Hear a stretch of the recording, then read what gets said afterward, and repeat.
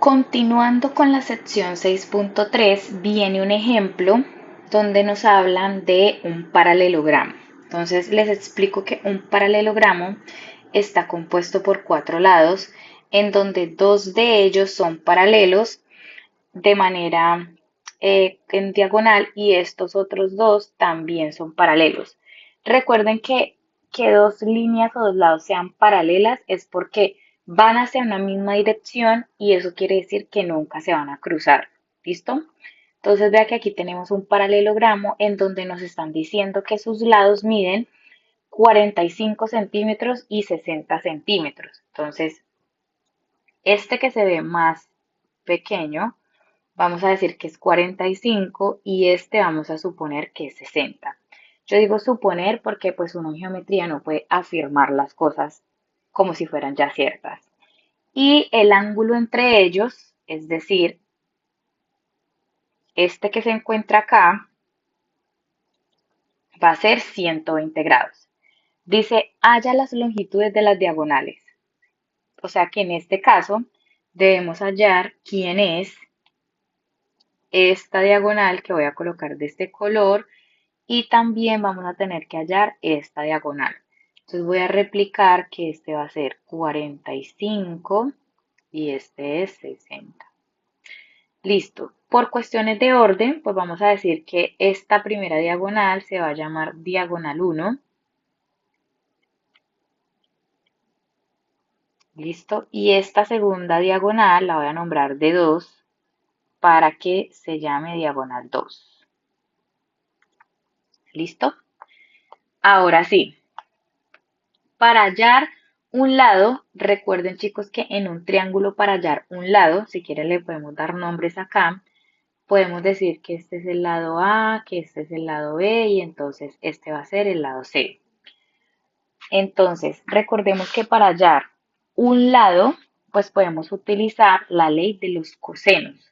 Entonces, la ley de los cosenos me va a decir entonces que la diagonal 1, o sea, de 1 a la 2, es lo mismo que los otros dos datos elevados al cuadrado, los otros dos lados, entonces sería 45 más 60 elevado a la 2, menos dos veces esos dos lados multiplicados por el coseno del ángulo que está entre ellos, que en este caso es 120. Entonces, esto en la calculadora lo vamos a colocar y nos tiene que dar el siguiente número, 8325. Por favor, rectifíquelo usted en su calculadora. Pero como no queremos la diagonal elevada al cuadrado, sino que la queremos solita, vamos a aplicar raíz cuadrada a ambos lados. ¿Listo? Y si aplicamos raíz cuadrada, pues entonces nos va a quedar que la diagonal 1 es aproximadamente 91.24. Y vamos a colocar centímetros porque en el enunciado nos están hablando de centímetros. ¿Listo? Ahora, lo mismo vamos a hacer para hallar la diagonal 2. Pero la diagonal 2, voy a hacerla por acá.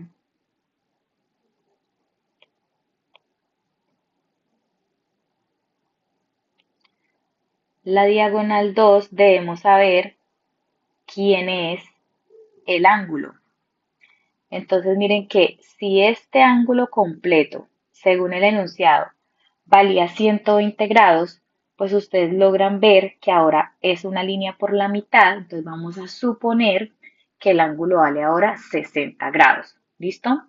Pero eso también se argumenta porque la suma de los ángulos internos de un paralelogramo debe dar 360.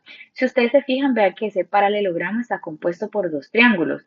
Y recordemos que la suma de los ángulos internos de un triángulo es 180. Pues si ustedes suman 180 más 180, eso les va a dar 360. Entonces, aquí les pregunto, si este ángulo aquí en el original valía 120, pues este que es semejante también sería 120. ¿Y cómo hacemos entonces para hallar los otros ángulos?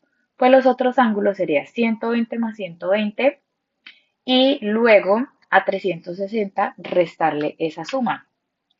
Entonces 360 menos 120 más 120, eso sería 120. Entonces 120 dividido entre 2, ¿cierto? Habría que dividirlo entre 2 para que nos den los otros que están hacia los extremos y eso me daría 60 y 60. Entonces por esa razón es que este ángulo vale 60 grados. También se puede argumentar, esa argumentación es porque siempre en un paralelogramo, pues la suma de sus ángulos internos es 360. Pero también se puede argumentar porque los ángulos son suplementarios. Y ángulos suplementarios es que la suma de ellos, pues de 180. Si ustedes ya tenían a 120, pues ¿cuánto le hace falta a 120 para llegar a 180? 60. Entonces también por esa razón se puede decir que ese ángulo vale 60. Entonces, si queremos la diagonal 2, recordemos que la fórmula sigue siendo la misma.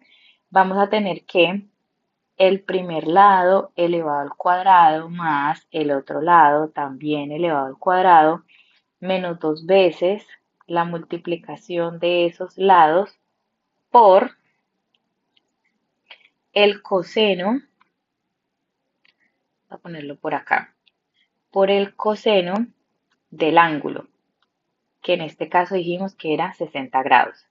Y esto en la calculadora nos va a dar el siguiente número, 2925. Verifíquelo usted en su calculadora.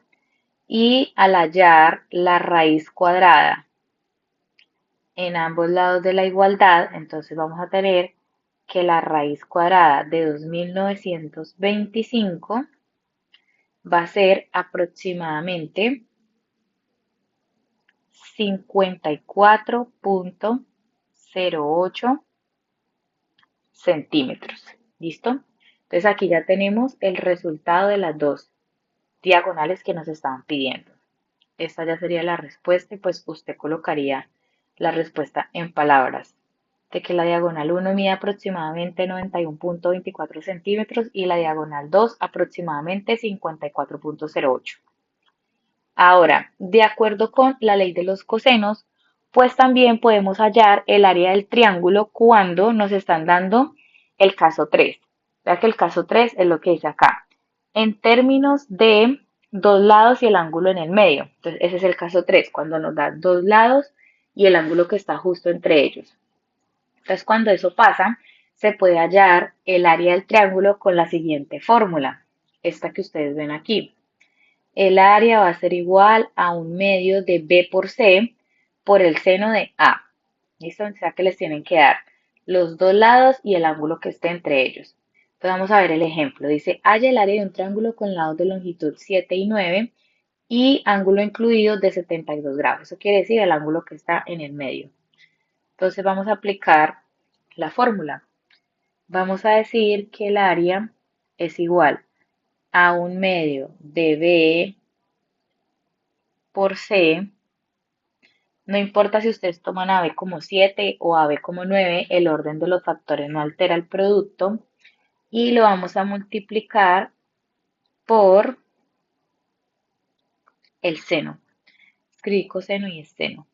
Por el seno de ese ángulo que está entre ellos, o el ángulo incluido. ¿Listo? Y esto lo hacemos en la calculadora directamente. Y la calculadora me va a decir que la A tiene que ser aproximadamente 29,9582. Aquí como no me están diciendo si es centímetros, si es pies, si es metros, entonces simplemente colocamos que el área del triángulo es aproximadamente 29 se puede aproximar a 96. Listo, entonces yo aquí en los apuntes se los coloqué así, de la siguiente manera. Acuérdese que cuando usted tiene un problema, debe escribir una respuesta. Listo, ese sería el área de un triángulo cuando tenemos el caso 3. Y la otra es cuando tenemos el caso 4, el área de un triángulo en términos de sus lados. Es decir, si me entregan los datos de los tres lados, entonces vamos a poder encontrar el área. ¿Con cuáles fórmulas? Con estas. Pero si se dan cuenta, miren que el área involucra a una variable S.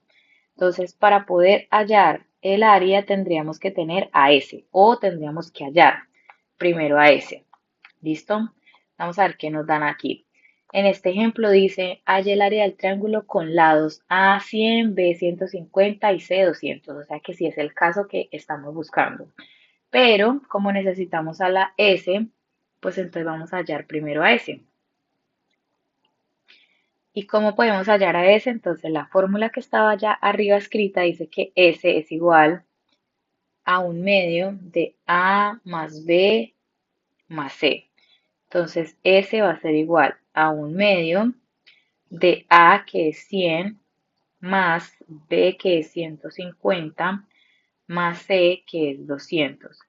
Y esto nos da 225. ¿Listo? O sea que ya tenemos quién es S. Ahora, como ya tenemos quién es S, podemos ahora sí hallar el área. Entonces vamos a hallar el área. ¿Y cómo podemos hallar el área? La fórmula que estaba allá arriba nos dice que el área tiene que ser igual a la raíz cuadrada de S por S menos A por S menos B por S menos C. La raíz cuadrada de todo esto. Entonces, si lo escribimos, vamos a tener que S es 225 multiplicado por 225 menos 100, que es la A, por 225 menos 150 y por 225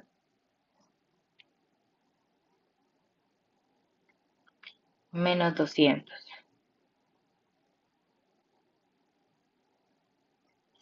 Entonces, el área va a ser de este número que en la calculadora, pues ustedes lo pueden hacer directamente. 52.734.375. Entonces el área va a ser aproximadamente 7.261.84. ¿Listo? Ustedes, como eso es un problema, tenemos que escribir la respuesta. ¿Listo? El área del triángulo es aproximadamente 7.261.84. Listo, chicos. Entonces, como conclusiones para esta sección 6.3 es que la ley de cosenos dice que el cuadrado de cualquier lado de un triángulo es igual a la suma de los cuadrados de los otros dos menos el doble producto de esos dos lados por el coseno del ángulo incluido.